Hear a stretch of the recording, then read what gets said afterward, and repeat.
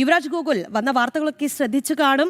ML Rahul മാങ്കൂട്ടത്തിനെതിരെ വീണ്ടും ബലാത്സംഗ പരാതി ഉയർന്നിരിക്കുകയാണ്. പരാതിയുമായി ഒരു 23-കാരിയാണ് KPCCക്ക് പരാതി നൽകിയിരിക്കുന്നത്. ഈ KPCCയുടെ പരാതി ഇപ്പോൾ DGPക്ക് കൈമാറിയിട്ടുണ്ട് എന്നുള്ള അപ്ഡേറ്റ് കൂടി ലഭിക്കുന്നുണ്ട്. എന്തായാലും രാഹുൽ മാങ്കൂട്ടത്തിൽ അത്ര ചില്ലറക്കാരനല്ല, ഇതൊരു ഒറ്റപ്പെട്ട സംഭവമല്ല. ഇതെന്ത് തരം വൈകൃതമാണ്, അദ്ദേഹം എന്ത് തരം വൈകൃതത്തിന് ഉടമയാണ് എന്നുള്ള കാര്യത്തിലൊന്നും നമുക്ക് വല്ലാത്തൊരു ആശങ്ക തോന്നുന്നുണ്ട് യുവരാജ് ഗോകുൽ. എന്തായാലും ഇതൊരു ഒറ്റപ്പെട്ട സംഭവമായി കാണുന്നില്ല, കൂടുതൽ പരാതികൾ ഇനിയും വരാനുള്ള സാധ്യത തന്നെയാണ്. എങ്ങനെ ഈ വിഷയത്തെ നോക്കിക്കാണുന്നു? അല്ല, നമ്മൾ മനസ്സിലാക്കുന്നിടത്തോളം രാഹുൽ മാങ്കൂട്ടത്തിലൊരു ഈ വിഷയത്തിലൊരു സീരിയൽ ഒഫൻഡറാണ്. അയാളുടെ മെസ്സേജുകൾ കണ്ടാൽ തന്നെ നമുക്ക് ആദ്യമേ തന്നെ അത് മനസ്സിലാവുന്ന ഒരു വിഷയമാണ്. കാരണം ഒരു പെൺകുട്ടിക്കൊന്നും അല്ല അയാൾ അങ്ങനെ ചെയ്തിരിക്കുന്നത്. നിരവധി പെൺകുട്ടികൾക്ക് മെസ്സേജ് അയച്ചിട്ടുണ്ട്. മാത്രമല്ല, അയാൾ ഈ വിഷയത്തിനകത്തൊരു പെർവേർട്ടായിട്ടാണ് പെരുമാറിക്കൊണ്ടിരിക്കുന്നത്. അത്തരത്തിലുള്ളൊരു വ്യക്തി എന്ന് പറയുന്നത് തീർച്ചയായിട്ടും അയാളൊരു ജനപ്രതിനിധി ആകണമെന്നൊന്നുമില്ല, അല്ലെങ്കിൽ തന്നെ അയാൾ സമൂഹത്തിനൊരു വലിയ ഭീഷണിയാണ്, അത്തരത്തിലൊരു സാമൂഹിക വിരുദ്ധൻ എന്ന് പറയുന്നത്. അപ്പൊ അങ്ങനെ ഒരാൾ ഒരു ജനപ്രതിനിധി കൂടി ആകുന്ന സമയത്ത് തീർച്ചയായിട്ടും അധികാരത്തിനെ വിനിയോഗം ചെയ്യുവാനും അത് സാധാരണ ജനങ്ങളുടെ മൗലികമായ അവകാശങ്ങളെ ഹനിക്കുന്നതും അവരുടെ ജീവനും സ്വത്തിനും ഒക്കെ തന്നെ ഭീഷണിയാകുന്ന തലത്തിലുള്ളതാണ് ഇത്തരത്തിലുള്ള വ്യക്തികൾ എന്ന് പറയുന്നത്. അപ്പൊ അയാൾ ഈ സെക്ഷൽ വിഷയത്തിൽ മാത്രമല്ല, അപ്പൊ അതിനകത്ത് അയാൾ ഒരു പുറകോട്ടാകുന്നു.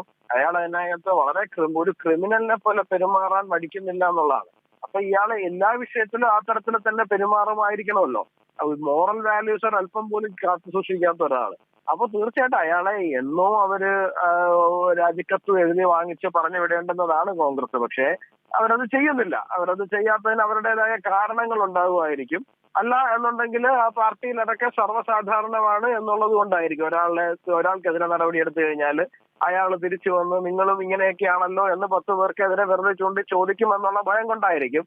എന്തായിരുന്നാലും ശരി തന്നെയാണ്. ഇപ്പോൾ അതിനെ സംരക്ഷിച്ചുകൊണ്ടിരിക്കുകയാണ്.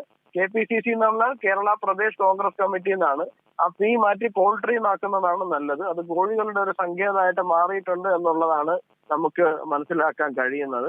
മുമ്പൊരു സരിതയുടെ പുറകെ നടന്ന ആൾക്കാരായിരുന്നു മുതിർന്ന നേതാക്കൾ. ഇപ്പൊ അതേ കുട്ടി നേതാക്കൾ ഏതാണ്ട് അതേ പാതയിലൂടെ തന്നെ മുമ്പോട്ട് പോയിക്കൊണ്ടിരിക്കുന്നു എന്നാണ് നമ്മൾ മനസ്സിലാക്കുന്നത്. എന്തായാലും യുവരാജ് ഗോകുൽ നാളെ ഈ മുൻകൂർ ജാമ്യാപേക്ഷ കോടതിക്ക് മുൻപാകെ എത്തുകയാണ്. ഈ 6 ദിവസം പിടികൂടാൻ സാധിക്കാത്ത രാഹുലിനെ ഇനിയെങ്കിലും ഇവർ പിടിക്കുമെന്ന് പ്രതീക്ഷിക്കുന്നുണ്ട്. കാരണം ഈ CPM-ന്റെയും കോൺഗ്രസിന്റെയും ഒക്കെ ഒരു അന്തർധാര, അവരുടെ ഒരു ഇന്ത്യ മുന്നണിയുടെ ആ ഒരു സഖ്യബലമൊക്കെ ഇവർ ഇവിടെ പ്രാവർത്തികമാക്കാൻ ശ്രമിക്കുന്നു എന്നുള്ള വാദമൊക്കെ ഇതിനോടകം ഉയർന്നു കഴിഞ്ഞു. അല്ല, എനിക്ക് തോന്നുന്നില്ല അവരെ ഉടനടി അറസ്റ്റ് ചെയ്യുമെന്ന്. കാരണം തെരഞ്ഞെടുപ്പാണ്. അപ്പോൾ തെരഞ്ഞെടുപ്പ് സമയത്ത് പരമാവധി ഇങ്ങനെ എപ്പിസോഡ് ബൈ എപ്പിസോഡായിട്ട് ഈ സാധനത്തിനെ കൊണ്ടുപോകാനായിരിക്കും തീർച്ചയായിട്ടും സംസ്ഥാന സർക്കാർ ശ്രമിക്കുക. അപ്പൊ അതുകൊണ്ട് തന്നെ അവർ തെരഞ്ഞെടുപ്പ് കഴിയുന്ന 11-ാം തീയതി വരെയും അവർ ഈ വിഷയത്തിനെ പരമാവധി വലിച്ചു നീട്ടാനായിരിക്കും നോക്കുക. അറസ്റ്റ് ചെയ്ത് കഴിഞ്ഞാൽ അതോടുകൂടി കഴിഞ്ഞല്ലോ. അപ്പൊ അതുകൊണ്ട് തന്നെ അവർക്ക് അതിനോട് താല്പര്യം ഉണ്ടാകണമെന്നില്ല. പകരം അതിനെ പരമാവധി വലിച്ചു നീട്ടാനായിരിക്കും അവർ ശ്രമിക്കുക.